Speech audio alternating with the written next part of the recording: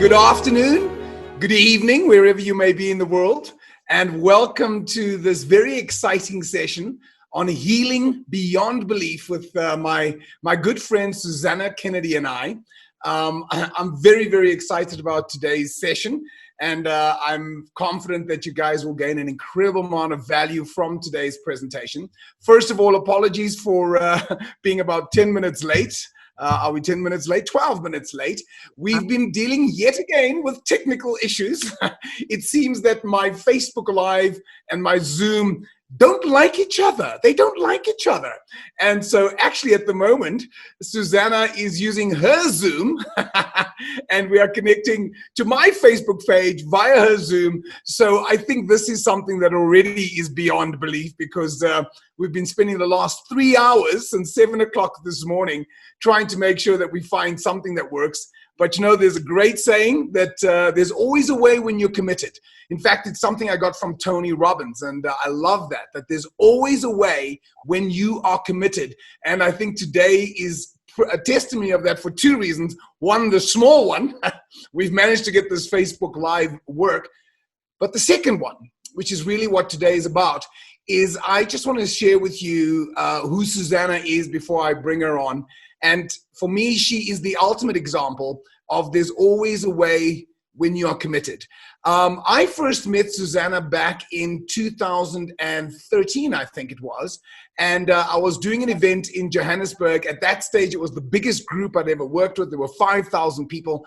I was one of many speakers, including Richard Branson, Sir Richard Branson.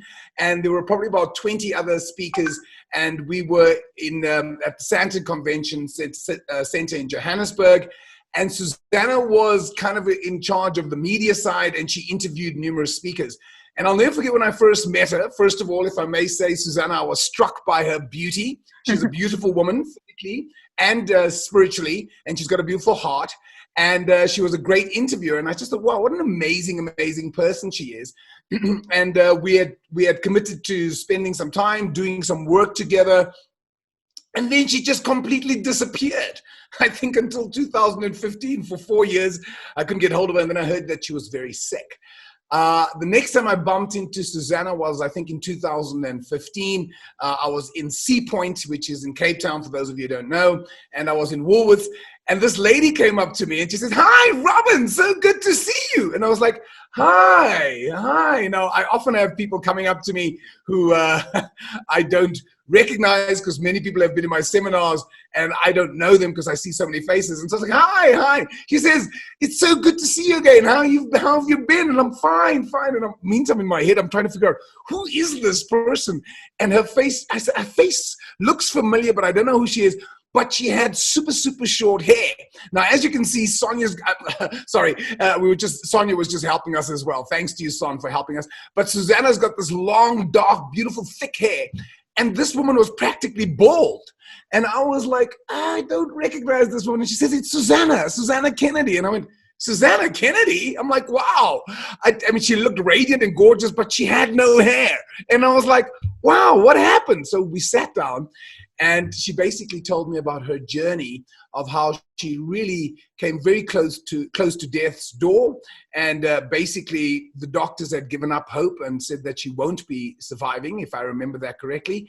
And Susanna literally healed herself from what many doctors said she should have died. So I then encouraged her to start telling her story. We started working together. She helped me a lot in my business. In fact, for those of you who've listened to Sustaining the Magic, Susanna was a major contributing force in that, not only with the content, but mainly sitting in the studio with me, coaching me on how to speak appropriately when I am creating a product. I think I frustrated her a lot, but it was worth it because we created a great product. So thank you to you for that, Susanna. And also the thing I love most is my logo. I don't know if you guys can see the logo. Actually, it's actually an international speaker because there's the globe and the rest of it is supposed to be a speaker. But she's been a major force in helping me do that. She's been doing running her own business as a speaker and a radio presenter and doing a number of different things in the last few years. But today, really, Susanna, what I was hoping we'd focus on is maybe you could just spend some time with me and the viewers telling us a little bit about your story and how you can use that. Because for me, I don't know, for those of you who saw the email I sent out, for me, what I was inspired by about Susanna is her resilience and her determination. And I think, again, Susanna, today is another testament of your resilience and determination, because I didn't know how to get this working. And Susanna was like, don't worry, I'll get it sorted. And here we are. So Susanna, welcome. Thank you so much for joining us. How are you doing today? So, yeah, wow. I don't know if Mercury is retrograde in like, I don't know, full force or what, but I literally have been like nonstop trying to figure out how to make this work. And I agree with you, Robin. I think that, you know, one of my, and I say this humbly, one of my greatest strengths is resilience, but also determination that I will find a way, that I will figure it out. And that's why belief is so powerful, because I mean, Robs, you speak about it all the time. If you believe you can, and if you believe you can't, you're right, you know.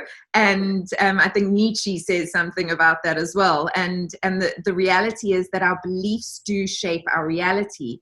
And that's why it is so important for you to see miracles, to experience miracles, and to really identify them and then acknowledge them and thank the universe for showing them to you. Because when we see miracles happening, they are the little sparks that allow our minds to go, oh, so that's possible. And it just expands our possibilities and our possibilities and our possibilities. And yeah, Robs, you're right. I actually saw you, it was in 2015. So I had just finished my chemo. I think it was about 3 months before I saw you, and I had no hair because I'd had an emergency chemo. The doctors thought that it was a last resort in allowing me to have a chance at living. But I was doing all kinds of work in the background as well. So it was really about embracing everything that the universe was sending my way. And I'd never thought I would do chemo. I'm like a complete homeopathic baby, you know? So I was so not open to chemo at all. But when that possibility came, I was just determined that I was going to do everything I could to live. And so how could I say no if that was a possibility that would help me live? And I think that that's a great lesson in life, is that we take out, you know, we say, no, that's not a possibility because that doesn't go with my beliefs or whatever it is. And so we deny ourselves the openness to another way of doing things. And I often tell the joke, and I'm sure I've told you this one, Robs, with the guy in the flood. And he's at the top of the tree and it's flooding, and this little dinky boat comes along, and they say, climb on. And he's like, no, don't worry guys, God's going to save me. And then he goes halfway up the tree and the ship comes past and they put the plank across and they're like, climb on. He's like, guys, I'm all good. God's going to save me. And then he's at the top of the tree and he's hanging off, and this helicopter comes and the rope ladder comes down and they're like, climb up. And he's like, no, I'm all good, guys. Don't worry. God's going to save me. And then obviously he drowns and he gets to heaven and he meets God and he's like, God, why didn't you save me? And he said, but I sent you a boat, a ship, and a helicopter. Why didn't you climb on? Beautiful. And I think that this is such a big lesson for all of us, because that was me. I had my way of doing things. I had my belief systems, and that was the right way. And being a homeopathic baby is just one example of that. No, I wouldn't put anything that wasn't, you know, homeopathic and natural in my body. And in fact, that it was one of the things that almost killed me, because I was boosting my immune system and I had a disease that was an overactive immune system because I thought I was doing the right thing. And so sometimes when we think we're doing the right thing and we don't stop and open ourselves to possibilities, we can actually be exacerbating the very thing that is bringing us down. So I thought it was, Susanna, yeah. I think what Susanna is saying here is so important. On the current Mind Power course that I'm running, one of my students actually said that, you know, I'm determined not to have surgery. I am not going to have surgery. And I said, look, that's great. And I said, and I really want to encourage you to do everything you can to avoid the surgery. Yeah. And I do believe, and I'd love to hear from someone, hear from your experience, because I know it's one thing for me to say, but from someone who's been there. I think that everything has its place.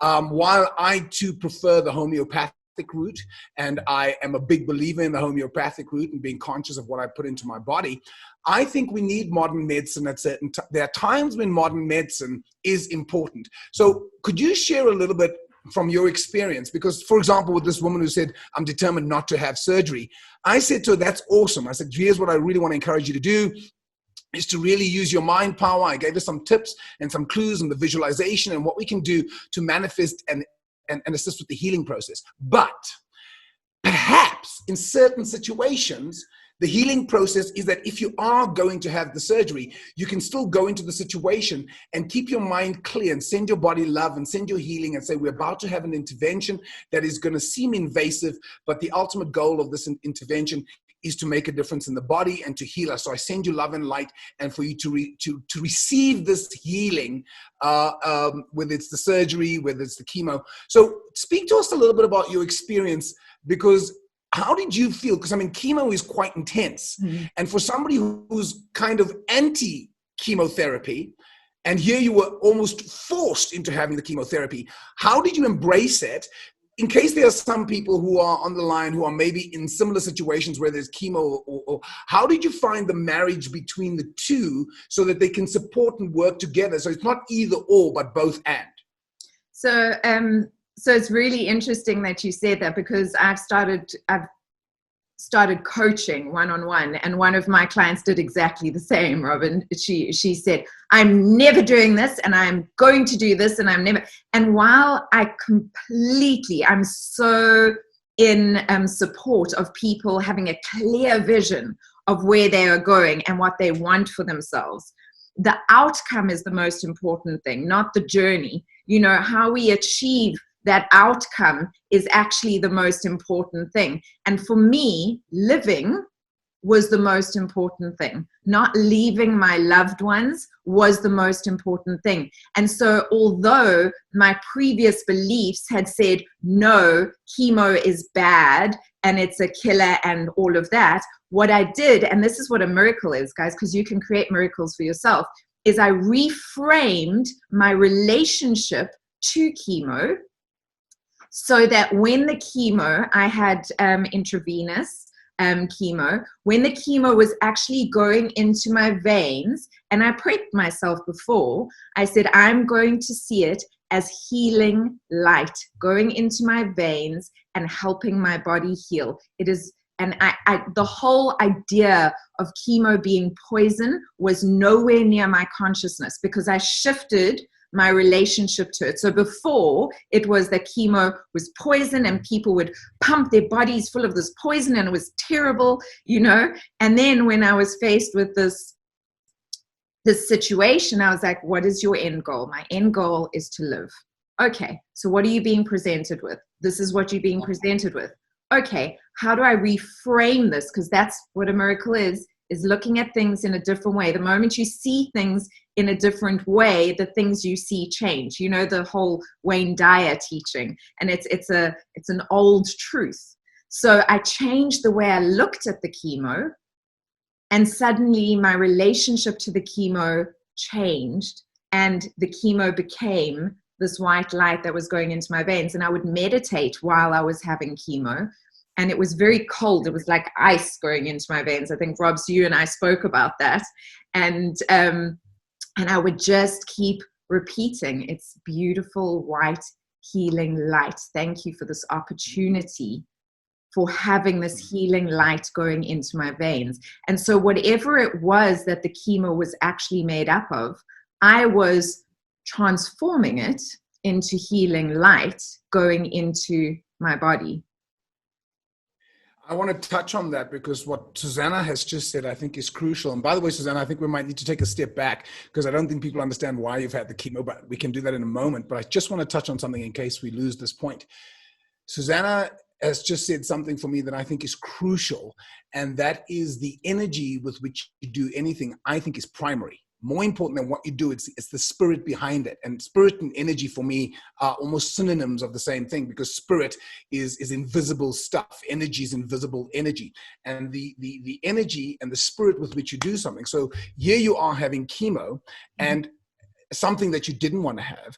I wonder, and we'll never know, I wonder if it would have been as effective if while you were receiving the chemo, you felt resentful, you felt disgusted, you felt that you were going against your beliefs, you felt angry, you felt an emotion of disappointment and discouragement.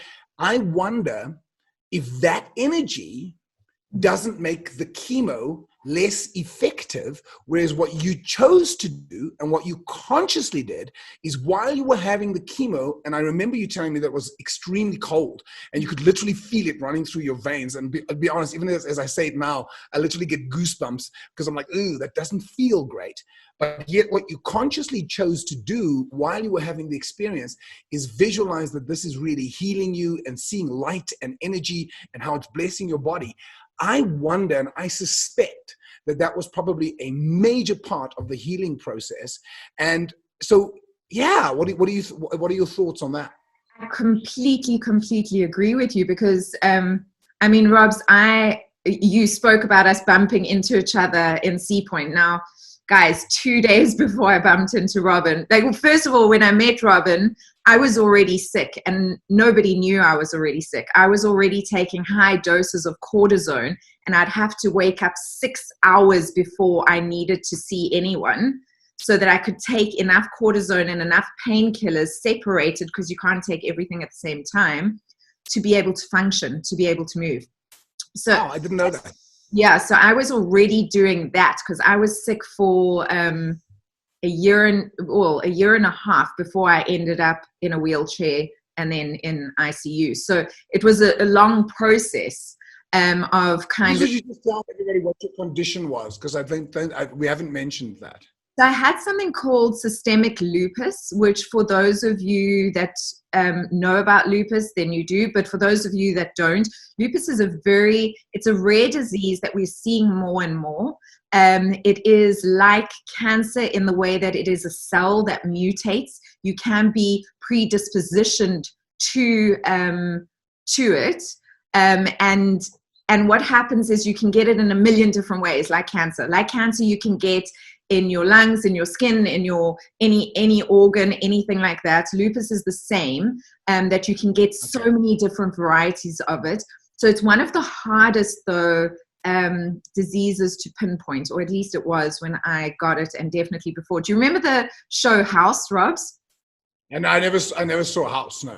Okay, it was I don't know if you guys, everybody watching now, have you guys heard of House? Just say yes in the comments below. I've heard of House Music.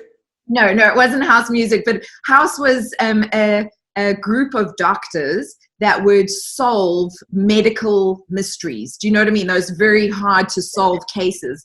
And that's the place that I'd heard of lupus before, because sometimes, like I think it happened 3 times, where somebody went, House, do you think it's lupus? And House would go, it's never lupus. Because it was such a rare condition and it was so hard to diagnose. And I think that's why it took so long for them to diagnose me as well. So I was misdiagnosed. And like cancer, generally people will get it in one area of their body. And then if it's caught early enough and treated, you can go into what they call remission. And like cancer, if you get it in more parts of your body, generally you don't make it. And of course, me being the little overachiever that I am, I got it in every single organ, except my heart. So I was having near organ failure. I had liquid in my lungs. I was having brain seizures. And it really did look like the end. And so that's why the doctors, as a last resort, because it is based on an overactive immune system, they wanted to try chemo just to shut my immune system down, to see if that gave my body a chance for them to then figure out the next steps. And what they said was that if it worked, it would take between 18 and 24 months to get me into remission. But I was on such a journey of healing mind, body, and spirit that I was doing so much work behind the scenes that they didn't know about, that it took me 5 months to get me into remission. And I am healthy today. I'm not in remission. I'm healthy today. And in fact, I just had COVID. And before, I would have been in huge trouble because I was previously asthmatic. I've got a slight arrhythmia in my heart. And so, you would have thought those are the underlying conditions that COVID really attacks the most. And I'm fine. I'm healthy. So speak to us about the mindset, because just having had COVID now, there might be some of us who are listening right now who are terrified of getting COVID, and that fear alone, I think, is almost more dangerous than actually getting the COVID, because chances of getting COVID are 50%, if that. It's good, it's high. So speak to us about the fear and dealing with the fear, because what was it like? Honestly, what was it like lying in the hospital, not being able to do anything, not knowing if you're going to survive?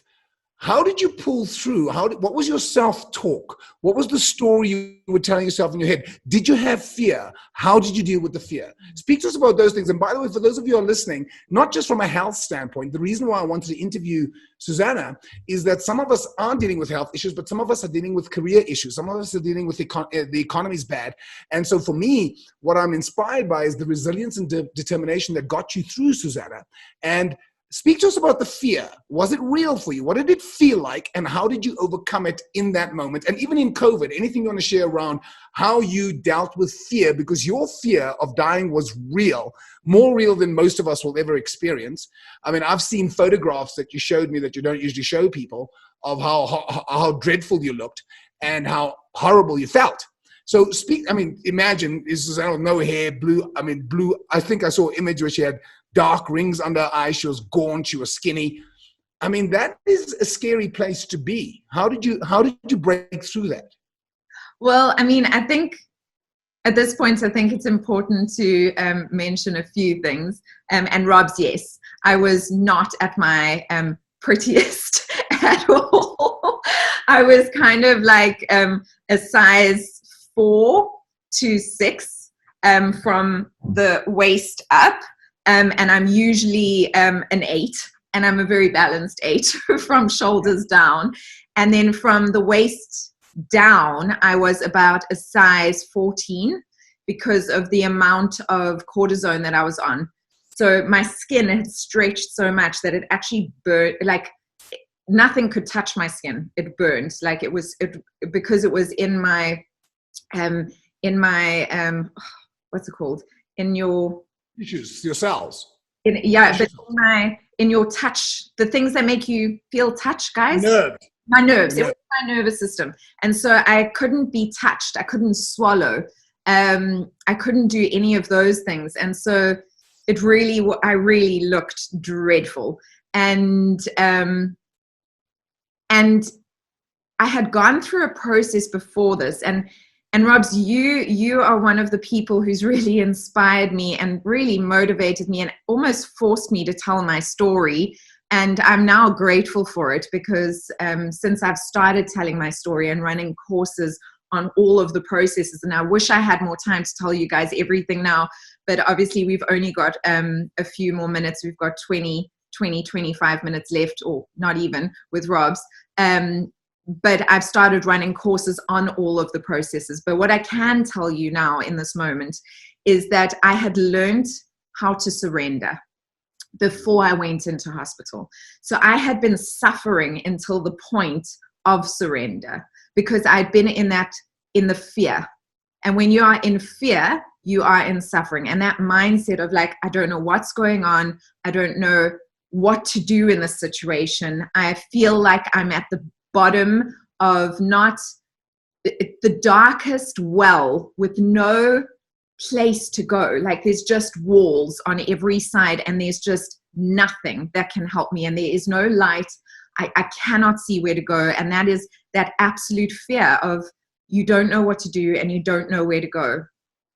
And once you learn to surrender, you release all of that fear. Because, so I always say, you do your best and surrender to the rest. And once I had, and we've spoken about this many times, Robs, it's like, it's making the decision. And I remember falling on my knees the one day I knew I was dying, and I fell on my knees and I just said, I prayed with an open heart, and I just said, God, Allah, Buddha, Krishna, Ra, angels, guides, all that is, whoever's out there, I said, please help me. I don't have the answers for this.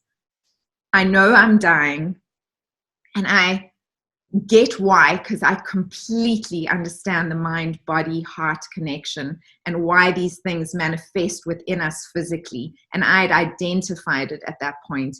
And I said, I get why. I get what I've done. I get what my mind has done. I know that I've screwed up, but I've got so much more I still need to do, that I still want to do. So if it is my path to die, I will accept that. But if there's any chance I can live, I will do everything I can to make that possible. And it was in that moment that I surrendered and everything shifted for me. I stopped suffering. I was in excruciating physical pain, but I stopped suffering because I knew that whatever the outcome was going to be the perfect outcome for my soul.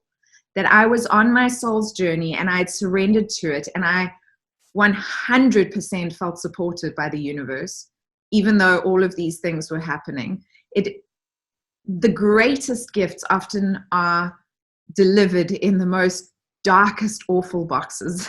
You know, the wrapping paper is really ghastly sometimes, and we don't know. Yeah, who knows? And yes, exactly. And it's about gaining the tools and techniques to unwrap that gift so that you find it in the center. Because once you do, it transforms everything that happened before. So often people go, oh my God, you almost died. What a terrible experience that you went through. And I go, I'm so grateful because I am the woman I am now. I am the person I am now. And I say that because on all levels of and layers of my being, and as you said, Robs, it's not just about being ill and healing. It's about being heartbroken and healing. It's about feeling lost because you don't know where you're going to go from a job point of view. By the way, guys, when I finished, before I got sick, I had executive producer, host, Susanna Kennedy. After I healed, it just said Susanna Kennedy. And I know a lot of you out there are going through exactly the same thing after COVID, is that you've lost your identity, you've lost your jobs, you've had to think outside the box to start earning money and create a life for yourselves. And I'm going to tell you, this is the greatest opportunity you've ever been given in your life, ever. You know, when I got sick, Robs, I got told by the universe, go inside, be still with yourself, reconnect to your center and think about what you've done and what you really want out of life. And I feel like the universe has done this on a global scale for our world now. We have not been in alignment with our highest good. And I say that with all due respect. I know people have suffered. I know people are suffering now, and my heart does feel it. I'm an empath. Ask Robs. I'm an empath, so I truly do feel it on all levels. But it is the greatest gift. Our planet is healed in those few months exponentially. People have shifted their paths and found new ways, and others are still doing it. And I know right now we're going through another huge shift of shadow work, by the way, energetically. So for those of you that are feeling challenged right now, that is what's happening at the moment. Join the club. Join the club. We're all there in it together. And we're in it together. Over the past week specifically, I have had to call in to my tools and my techniques that I've learned to help myself get through this, because I'm not saying bad times won't come. I'm not saying challenges won't come. But if you know how to move through them, you can move through them with more ease and grace and less suffering. And I think, Robs, that is where you and I so often meet, is that is our wish for people, is to help people create an extraordinary life where we move through the challenges with more ease and grace, but we're creating an exceptional existence, because we don't know. We only have one life in this body, in this consciousness, as we know it, with this heart. Let's make it exceptional. That's the point. And Susanna's saying quite a few things there. So the first thing I want to say, and I want to come back to surrender, Susanna, but the first thing I want to say is having an extraordinary life doesn't mean you don't have challenges. It doesn't mean you don't have pain. It doesn't mean you don't have issues. And as Susanna is saying, and I just want to reiterate this again, because all of us are going through a massive shift. We are just giving birth to a new way of being, and giving birth is uncomfortable, it's bloody, it's painful. And we are being pushed through a major birthing canal on the planet. And so a lot of us are experiencing many challenges on many levels. And I really want to include myself in this, because the illusion that people often have about me and other people who are teachers and speakers is that it means that their lives are cushy and everything is smooth. No, it's not. It's certainly not my experience. I won't speak on behalf of other teachers and speakers, but I will tell you that I'm experiencing a massive internal shift as I am going through reawakening and recreating myself. And often that comes with certain levels of uncertainty and questions as I challenge who I'm being and how do I raise my standards and up my game. So I've started reading a book which, in fact, one of my biggest commitments, Susanna, and you know this about me, is that I feel I need to read even more than I do. So I have a new commitment that I read a minimum of 20 to 30 minutes a night. I switch off that square box in the room that sucks all my energy and doesn't feed my soul. And I've been reading a book. And so my commitment is to read for a minimum of 20 to 30 minutes. And every single time I've done it, I've read for an hour. And after I've read, I've gone, wow, that was so inspiring. I just feel like I've gained so much knowledge and so much value. And the one thing that this guy speaks about, rule number one, there's a book called 12 Rules for 12 Rules for Life. What's this? Is getting rid of chaos, or basically creating order out of chaos. And rule number one: take responsibility for your life. Take responsibility. Hold your shoulders up, head high, and you guys know we teach this in Mind Power. Take responsibility for everything that happens in your life, and that's when the change starts happening. So you took major responsibility for a major illness. Now, Susanna, you've spoken about surrender, and I often think that people confuse surrender and they equate it with giving up. Surrender is not giving up. No. What would you say is the difference between surrender and giving up? Because you've been there. Yeah. Do your best, surrender to the outcome. So you do your You had a quote. You said, do your best, surrender to the rest. Yeah. Do your best, surrender to the rest. Do your best, surrender to the rest. Whatever is meant for you will find you. There is never an exception. As Robin, you say so often, you can't do it wrong, you can only do it long. And that is what made me as ill as I was. I was not wanting to see the things that I needed to see in order to heal. And I'd love to ask the people that are listening right now, what are you denying about yourself? What are you denying about what you do and who you are as a human being on this planet? What are you denying? Because as the universe helps you heal, and you don't see that, as your body helps you heal, the universe will help you heal. And so if you're not looking at what you need to heal, the universe will put pressure on you to heal, which is exactly what's happened with this COVID situation. And so if you do your best with absolute faith that the outcome is going to be perfect, no matter what that outcome is. And that's why I said, I want to live. If I get to live, that will be amazing. And I will do everything I can to make it count. And Robs, you, and I honor you for this deeply, have been a huge gift. And somebody sent to me, literally from source, from the universe, because you were like, tell your story. That's how you're gonna do what you meant to do. And I've been like, really scared of telling my story. But the reality is that since I've started running my course, the results my students are getting, the shifts that they are going through is profound. And you are the mind power expert. And it's amazing how I hadn't done your mind power course. And in fact, that's what bound us even more, was when I came to your introductory talk and I said, Rob's, because I work with energy very much. And I said, Robin, the energy in the room was so intense that I could feel the transformation happening. It was powerful. Thank you. And it's true for me. Robin's work is that deep. It is that profound, and I love and honor him. And he was a mentor of mine, and he still continues to be. He's luckily become one of my closest humans in my life. Closest human. Yeah.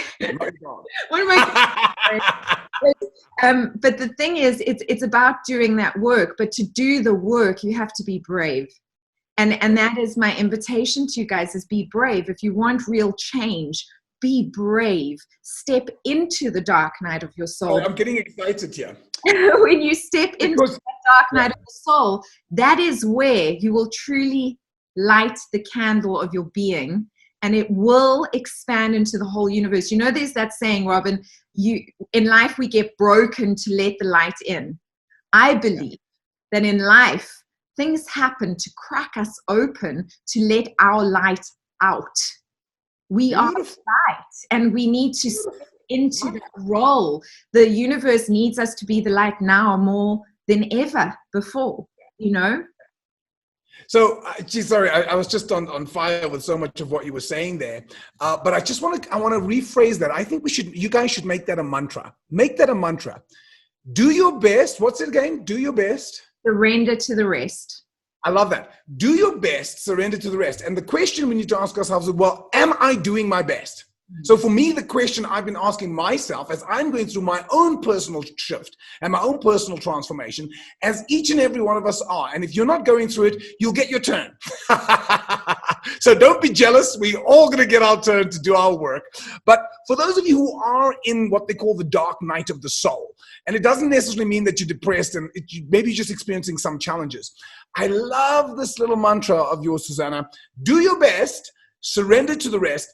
And so the question we need to ask ourselves is, honestly, Robin, are you really doing your best? And I've been asking myself that question. I haven't consciously been doing it. It's just that now that you mention it, I've been thinking, where in my life am I operating at 6 or 7 out of 10? And I'm like, I'm okay at 7 out of 10. And one of the areas, there's a numerous ones, but the one I've spoken to you guys about is educating myself, is I've been thinking for months and months and months, because the one area I wasn't good at is meditating. And now I've gotten better at it. I'd probably say I'm at an 8.5 out of 10, but a 10 out of 10 would be meditating every single day, which I don't do. I meditate on average 5 days a week. So that's an average. So I'd give it an 8.5 out of 10. Is it my best? No, I can up that. But my reading, Susanna, I would say I was at a 6 out of 10. In fact, I'd say I was at a 5 out of 10. And I'm going, that's not your best. How can you be teaching other people if you're not teaching yourself? How can you be an inspiration to the nation if you're not inspiring and growing yourself? So for me, that little shift, it's a small shift. But guys, the small shift in terms of doing your best, and then as Susanna says, as you do your best, you surrender to the less, because then you go, oh, awesome. Not like, okay, I give up now. I've done everything. It's not I give up. It is not giving up. I do not believe in giving up ever. And I think, Susanna, you an example of someone who doesn't give up, first of all, for this Facebook Live that is actually happening thanks to you. And second of all, for somebody who literally was at death's door. What would you say in those moments? Surely there were moments for you when you felt like, I just can't anymore, just take me. Please be honest with us. Did you have those moments? And if so, what was that like for you? And how did you move through it? Or did you move through it? So I think that there's a few things that, yes, I did move through it. And I teach an entire process of how to move through it in my course. But the one really simple thing, because I know we're running out of time, that I think anybody can use is the beauty of this too shall pass. And the sweet, I always say the sweet and sour of this too shall pass. And I really learned it through the process, because and I've learned both sides, because in those moments where that became my mantra, Robs, was this too shall pass. In those moments where you are in so much pain that you're actually willing your body to pass out. It's like you're begging your consciousness to just shut off so that you don't feel the excruciating pain that you're in. That mantra, I would just breathe in and out, inhale and exhale. This too shall pass, this too shall pass. And sometimes it would last a really long time, and that was difficult. And yes, of course, I had moments where I was like, oh my God, this is so much, and I don't know if you guys know Mother Teresa is one of my spirit animals. I love her so much, but she always said, God, I know you only give people what you know they can handle, but I just wish you didn't trust me so much. And I love that quote so much, and it's always made me respond actually exactly like you, Robin. And so in those moments of like really being in the depth, there's so many things like in Mind Power, you've got different things, different tools that you can reach for. And so in those moments, learning a couple of different tools that you can reach for. So if this too shall pass is not working for you in that moment, having another tool. That was one of my other tools, is remembering that quote and then laughing, because the minute you bring laughter, the energy of like humor, the energy of love, the energy of release into you, you already start shifting to a different space. And so there's many tools like that we can use. As you know, students of Mind Power, Robin is amazing at giving you tools like that. And so this too shall pass was one of them. That was another one. And I want to tell you the sweet of this too shall pass. We are living in a world, in this consciousness, where we are experiencing life, and the only one thing that you can depend on is that this too shall pass. And so in those moments, like this is now past, and this is now past, and this is now past. And in those moments, this moment here where we are sharing and connecting with all these people, it's such a wonderful, beautiful moment, and now it's past. And so in those moments of like real pain, it's going to pass, and it's going to pass. And then suddenly you realize you're moving, and you're not stuck, you're moving. And so things will change. And then in the sweet moments, I mean, I remember waking up in a hospital, and I didn't have a loving biological father, but I woke up and my dad was there. And he's my dad by heart. He's my dad that has walked into my life by heart. And he would be sitting next to my bed, and I would just be flooded with gratitude, like in this awful situation where my body was failing me and where so many things were going wrong. I would find gratitude. And that would just shift my energy as well. Like, I've got a dad and he's sitting right there caring for me, and this too shall pass. And then when I was healthy and able to actually have a glass of champagne with my family and say, cheers, I'm in complete remission, and this too shall pass. And these precious moments that we have with family and friends, with loved ones, this too shall pass. So just never take a moment for granted, because this too shall pass. Beautiful. I've been loving doing that in my morning Mind Power sessions, sitting outside and enjoying the summer and just going like, wow, sometimes we get so wrapped up in what's going on, we forget to actually just be in the moment. So Susanna, we have run out of time, but perhaps I know that you're going to be doing a talk where you'll be just sharing with people some more tools and techniques. It's a free introductory talk to the courses that you do. Maybe just share a little bit about that before we close, because I think there's so much more that you have to share. And now you're a Covidian. I mean, you are a Covidian. That too has passed. And by the way, I want to say that you are an inspiration as a Covidian, because I knew that you had so many underlying conditions. And when I asked Susanna, how was it? She says, I was pretty tired. I said, and did you get fever? She says, yeah, I got hot once or twice. She says, but my main thing was I was exhausted, and it lasted 10 days. And now she is a Covidian, and that has passed, and you've successfully transitioned through that, which many people are feeling fear of. Anything you'd say on that?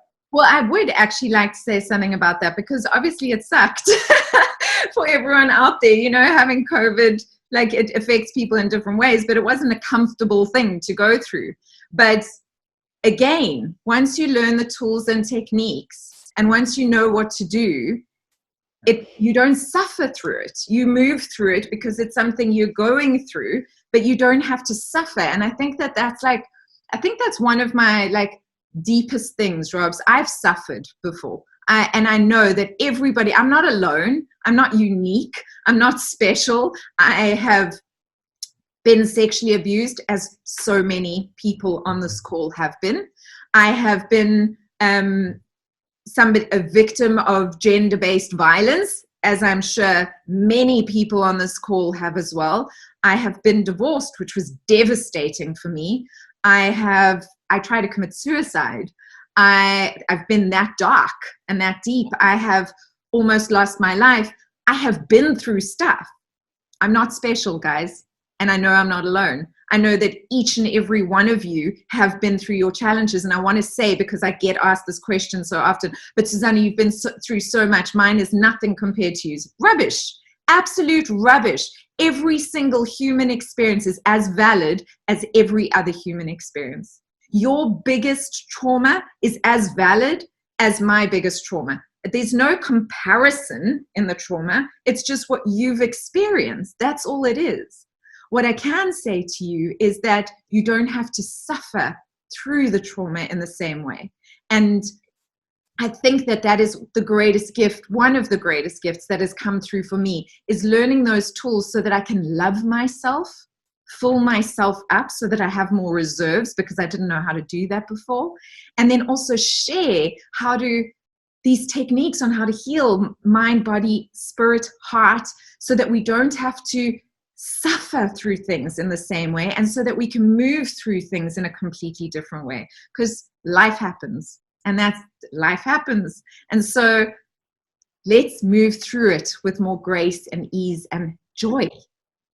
I would love to invite you guys to my talk. As Rob said, I've got to, I know I've told you a little bit about my story, but I've got a talk next week on Tuesday, Robs, and I will be going a bit more in depth into my story and who I actually am, where I've come from, and what's kind of led me to this point. And I will also be telling you a little bit about my course, which obviously you guys are welcome to join as well. But the talk is absolutely free. It really is something that you can walk away with some tools already to empower you, because that is my mission in life. And then hopefully some of you join me on my course as well. Awesome. So will you prop the link in, being the technical person that you are, so that people can register? So Susanna will pop in a link into the chat group. And so for those of you who'd like to join her, that's Tuesday, where she'll be doing an introductory talk on healing beyond belief, and how you can actually start healing, and not just physical healing, but healing your heart, healing your emotional pains, healing your back, your baggage, I suppose. I too have been sexually abused. I don't think I've had gender-based violence that I can remember. I had a girlfriend smack me once, but I deserved it. So I'm not sure I can call that gender-based violence, even though I don't encourage anybody to hit anybody. But how you can heal any baggage and any story. So soul and heart. It's all levels. Mind, body, and soul at all levels. So please pop that link in, Susanna, for those of you who want to click and register and join Susanna for the event on Tuesday. Right, one more thing. So the talk is actually called Kinstakuroi Me. And the reason why I've called it that, I'm sure some of you know that Kinstakuroi is the art. It's a Japanese art of putting things back together and gilding them with gold. So it's usually pottery. They take beautiful bowls that get damaged. They gild them back together with gold. And they believe that item is more valuable than it was before it was broken. And in the Western world, we don't do that. Things break and we throw them away. But I believe that it is these things that happen to us that make us more valuable. And so my course is, how do we gild ourselves back together with self-love, with compassion and courage? And so my talk will be on that. Kinstakuroi Me. Did I say it right? Kinstakuroi. Like Kinstakuroi pottery, Kinstakuroi Me. How do I, be that thing that has been gilded back together with the gold of life, with love, compassion, courage. Well, Susanna, I want to thank you. I think for me personally, what I want to tell you, I've gained personally, because for me, one of the things that Tony Robbins says is that whenever you attend any event, even if it's the most boring event, whatever the case may be, what's the one thing you can take out? I can take a lot of things out. One that I haven't told you is I've got tennis elbow because I've been the club too hard, and so it's affecting my golf, and I can't work out and I can't do weights, so I'm losing my muscle mass. And so I'm just going, well, this is part of listening to, I'm going, well, this is part of the journey, because it's been bugging me. Like, I really wish this elbow would just heal, and it's just like frustrating. And I'm just like, if I have to compare that to your story, not that you know, we all have our thing, and I mean, hey, this is massive, man, it's affecting my golf swing. But for me, I think the thing is, this too shall pass. But I think the greatest gift for me that I take, there's a lot of gifts I take, but for me, the other one I'm just never going to forget. I think I love that quote, do your best and surrender to the rest, is a major, major gift. And so for those of you who have listened, I really want to encourage you to go out there and do your best. Do your best in everything, in your relationships, your finances, your spirituality, your health and vitality. Just do your absolute best, and really ask yourself the question, am I really doing my best in this area? My suspicion is that 7 times out of 10, it's going to be no. And what can you do to do your best, and how can you surrender to the rest?